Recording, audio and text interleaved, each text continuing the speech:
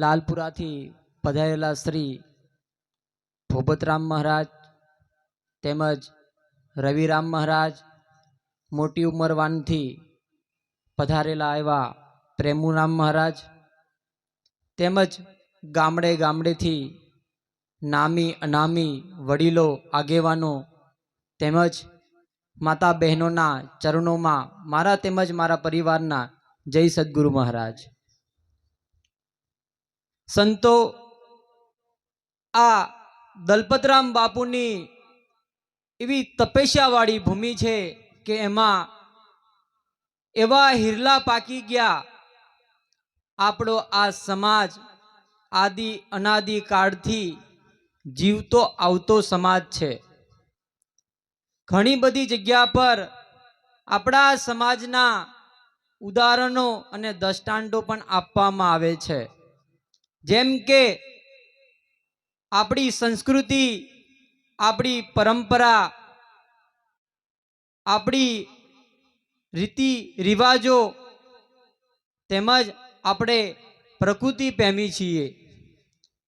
આટલો ભોળો સમાજ અને આટલો વખાણવા જેવો સમાજ છે, પણ ક્યાંક એ વાતનું પણ આપણને આજે દુઃખ થવું જોઈએ કે મારો આ ભોળો સમાજ ક્યાંક સંગઠનોમાં, ક્યાંક રાજકીય પાર્ટીઓમાં, કોઈક મંડળોમાં આમ તેમ વેચાઈને છૂટો પડી રહ્યો છે.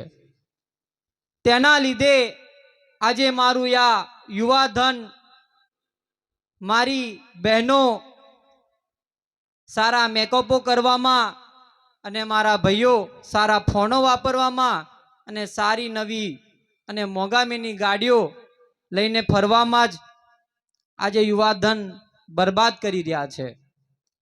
આજે આપણી બેન દીકરી કે આપણો છોકરો મા બાપની તેમજ આપણા આગેવાનોની મર્યાદા પણ ઓળખી રહ્યો છે. તો એ તરફ આગેવાનો તેમજ આપણા ધર્મગુરુઓ તેમજ નામી અનામી ક્યાંક સમાજ માટે કામ કરતા દરેકને એક એવી વિનંતી છે કે યુવા ધનને બચાવવા માટે ખરેખર આપણે સમાજે જાગવાની પણ બહુ જ જરૂર છે. આપણો સમાજ 100%માંથી કેટલો શિક્ષિત છે અને કેટલો પૈસાદાર છે? કોઈ દિવસ વિચાર કર્યો ખરો કોઈએ? વધારે કંઈ ગણીએ તો 100માંથી આપણે આપવા હોય તો 10 થી 5% જેવું આપી શકીએ આપણા સમાજને. કેમ? આપણા સમાજમાં શિક્ષણ પાછળ કોઈ ભાર આપવામાં નથી આવી રહ્યો. આજે આપણા બાળકને સારું શિક્ષણની પણ જરૂર છે, સાથે સાથે સંસ્કાર પણ આપવા પડશે.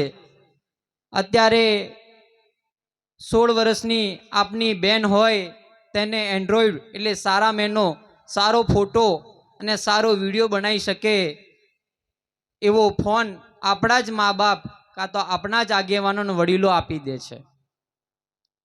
કેમ? એમને શું જરૂર છે? એ જ રીતે આપણા યુવા ધન મતલબ મારા જ ભાઈઓને એના જ મા બાપ પોતાના જ 7/12ના કટિયામાં એન્ટ્રી પડાવીને એની જ 7/12ની નકલ મૂકીને મોગામેની 4 લાખની ગાડી લઈ આલે છે, બાઈક. કેમ? શું જરૂર છે? તો આ બધા પ્રશ્નોનો જવાબ તમારે જાતે જ શોધવાનો છે. અમે કંઈ એટલા મોટા તો છે નહીં. તમારા માટે તો અમે નાના બાળક છીએ, એટલે તમારે જાતે મંથન કરવાની જરૂર છે અને સમાજે એક થવાની જરૂર છે. આપણા માટે કોઈ રાજકારણની પાર્ટીઓ સમાજને એટલું મોટું માન સન્માન નહીં આપી દે. જો આપી દેવું હોત તો આપણે એ બધી પાર્ટીઓમાં જોડાઈને આગળ વધવા માટે આજે પણ રેડી છીએ. મારે તો મારો આ ભોળો સમાજ તારલાની જેમ ખીલતો જોવે છે. આવી રીતના સંગઠનોમાં, ધાર્મિક સંપ્રદાયોમાં કે પછી કોઈ પણ વાડામાં વેચાયેલો જોતો નથી. મારે તો એક જ લાઈનમાં બેઠેલા જુએ, એ જમોરિયા હોય કે કનાસિયા હોય. મને મારો સમાજ ઉજ્જવળ ભવિષ્ય માટેની ચિંતા કરીને રાત દિવસ અમે પણ આજે 4 થી 5 જગ્યા પર ફરીને અહીં આગળ આવેલા છે. હું સમાજને સમજી રહ્યો છું, ક્યાં ખામી છે એનું સર્ચિંગ કરી રહ્યા છે અમે લોકો.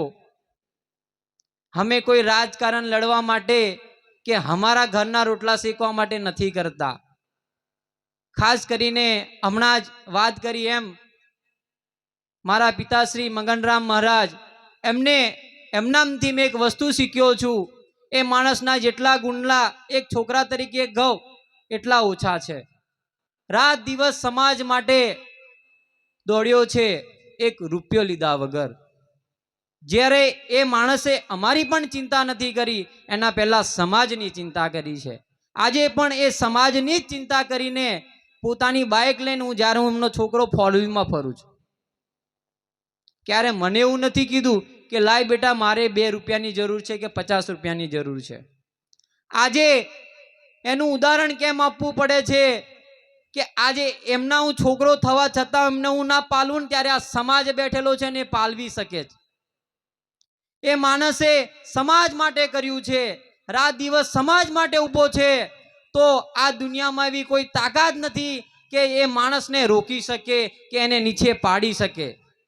એટલા માટે સમાજની પણ વાત આવે ત્યારે મિત્રો એટલી જ વિનંતી છે, એક થઈને રહેજો, નેક થઈને રહેજો. સમાજ માટે હંમેશા યુવા ધનને આગળ લાવવાનો પ્રયત્ન કરજો. બસ આટલું જ કહી મારી વાણીને આગળ વિરામ આપું છું. જય સદગુરુ મહારાજ.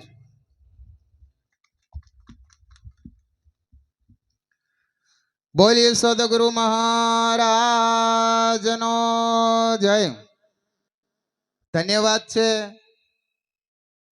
ડોક્ટર સાહેબને કે જેવો સમાજ માટે સરસ મજાની વાત કરી. વાલા પ્રેમી સજ્જનો, સમાજ, આ આદિવાસી જે સમાજ છે ને એ આદિ અનાદિકાળથી ચાલતો આવે છે. અને આગળના જે મહાપુરુષો જે પૂજાયા હોય ને તે એમનું જીવન ચરિત્ર જુઓ તમે, અને જીવન ચરિત્ર વાંચો, અને એ મહાપુરુષો જો તર્યા હોય ને તે આ આદિવાસીના લીધે તરેલા છે. અને આદિવાસીની અંદર એટલી તાત્પર્ય શક્તિ છે કે જેનો કોઈ પાર નથી. પરંતુ ડોક્ટર સાહેબે કીધું એમ સંગઠનની જરૂર છે, એકતાની જરૂર છે. અને જો આપણી પાસે આપણું માનસિક સંતુલન હોય, અને માનસિક સંતુલન કર્યા પછી સમાજનું કુટુંબનું સંતુલન હોય, અને કુટુંબનું સંતુલન કર્યા પછી આપણા ફળિયાનું સંતુલન હોય, અને ફળિયાનું સંતુલન કર્યા પછી આપણા ગામનું જો સંતુલન હોય, તો આ આદિવાસી પ્રજાને રોકવાની કોઈની તાકાત નથી. આ પિંડ અને બ્રહ્માંડ સુધી કોઈની તાકાત નથી. માટે કરીને વધારે નહીં કહેતા, વિદુરામ અહીંયા હોય તો સ્ટેજ પર તાત્કાલિક હાજર થાય અને ભજનવાણી રજૂ કરે એવી ખાસ નમ્ર વિનંતી છે. ડોક્ટર સાહેબ તેમજ ડોક્ટર સાહેબ જોડે આવેલા મહેમાનોને ખાસ નમ્ર વિનંતી છે. રસોડામાં જમવા માટેની વ્યવસ્થા કરેલ છે, તો અમારા મંડળનો ભાવ ધરાવે અને જમે એવી ખાસ નમ્ર વિનંતી છે. જય સદગુરુ.